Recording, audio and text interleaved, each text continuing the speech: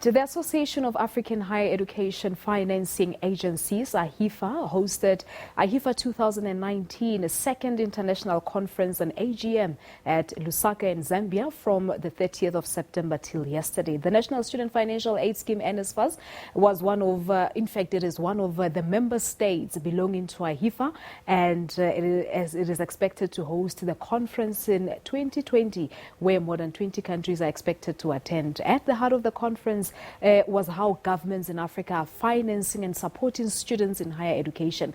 We now take the discussion further with the National Student Financial Aid Schemes Administrator, Dr. Randall Carolissen. Good afternoon. Always good to see you in studio. Good afternoon. Thank you for having us. Now, firstly, just school us a bit on AAHEFA as to what it stands for, who are the members of AAHEFA, and how does it operate? Well, it's actually a 9-member African group of countries that have got together to make sure that we exchange best practice, that we align, that we discuss policies. And also it's a big lobbying group for governments to invest a little more in higher education. And the SADC group of countries are very strongly represented there. We have Namibia, Botswana, South Africa, and Lesotho, and we are talking to Swaziland as well. And so the conference will be held next year in Cape Town, and we're very excited to be hosting them. Because when you go to such conferences, then you realize the value of exchanging best practice, exchanging experiences, exchanging ideas around technology. And what's quite fascinating is the emphasis on, throughout the continent, on skills development and TVET, investment in TVET colleges. And that was quite revealing and quite eye-opening. Yeah. And we learned a lot of lessons from these other countries. Let's talk about those lessons learned from this particular conference. I know you also had, you made a presentation to the conference itself.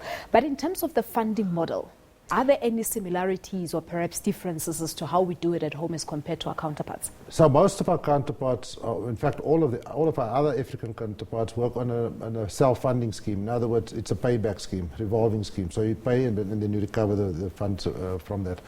And so those African countries have shown quite remarkable recovery rates. So students that they fund, poor and vulnerable students, once they start to work, are quite willing to pay back the funds, and the recovery rates are quite I know it good. was a problem with NSFAS previously, where they wouldn't want to pay back the money. But look, that's a debate that we must continue to have in our country, because we have limited budget and we have a large class of missing students. And we need to look at how we can bring those missing middle students into the funding fold so that they can also enjoy prosperity going forward. I think one point that a lot of people tend to miss is that when the first generation or the first child of a household is funded, then the black tax is not so severe on that child anymore, because of NSFAS can fund his siblings as well. So, you know, there are all sorts of modeling that we can do to see how we can make the fund more reachable and have a wider reach for more students. Talking about a large number of beneficiaries that you have as NSFAS, I was looking at the numbers, the application numbers for this application window. I was looking at the numbers earlier this morning.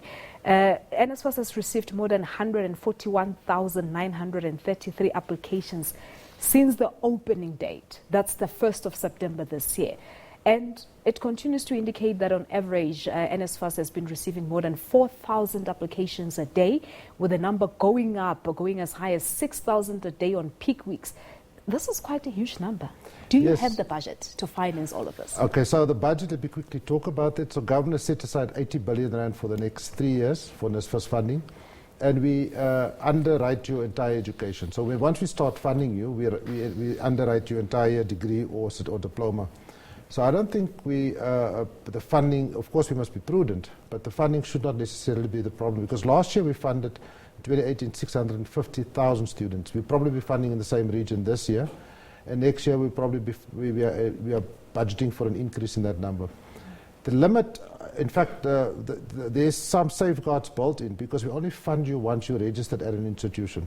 You see, so the capacity of the institution determines that we don't overshoot. But let me quickly talk about our relative success that we have this year with registration. So we brought in a whole host of novelties and novel innovations this year. And I must say the 141 that you referred to are students that have completed their application. So in other words, we've got all their documents. It's not that we actually received more than that, but the 141 refer to the ones that we have received everything. And that's about 30,000 more than last year at the same time. Now, what we've done different this year is that we made it easier. So we can validate your existence and your parents through Home Affairs directly. We can validate your SASSA status directly with the Department of Social Welfare. We can also your differently able status. So it's much easier. It can be done on the portal. It can be done on a cell phone. We appreciate the fact that we still need to go much stronger into the rural areas because of that technology. And I know that NSFAS had embarked on that applications campaign the past few weeks. How has it been, the response, more so when you make mention of your deepest rural areas, because I think that is where there's still some lack of knowledge and information? So what we've done is we've trained all the life orientation teachers, and we hope that the young people get caught in class before they leave school, and the teachers assist them to complete the application. So that's one novelty. We've also introduced technology in the 2 song centers of the government and also the district offices in all the rural areas. But more importantly, we are talking to the different MECs of the different provinces, or we will be talking to some of them. We've covered some of them already, about taking the NYDA mobile offices into deep rural areas. And the reason for that is we have now sufficient data to see where are the flat spots, where are bad spots or low response spots. And we're going to address that in that particular way. And particularly, there are 2 particular provinces that are doing exceptionally well. KZN and Gauteng has got the highest enrollments, or applications, I should say. What are they doing right? I think it's the awareness, and also the schools are coming to the party in a big way. And then we have 2 provinces that are really doing very badly. It's the Western Cape and the Northern Cape. So we need to go and analyze those data and say, why are they doing so much worse than the other?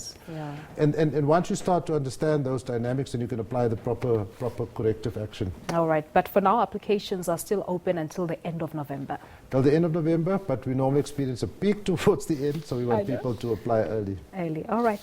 Dr. Carolissen, we'll leave it at that for now. Thank you so much for coming through. You're welcome. All right. Dr. Randall Carolissen is the National Student Financial Aid Schemes Administrator, talking to us about the conference that came to an end in Zambia yesterday. That is the Association of African Higher Education Financing Agencies, AAHEFA.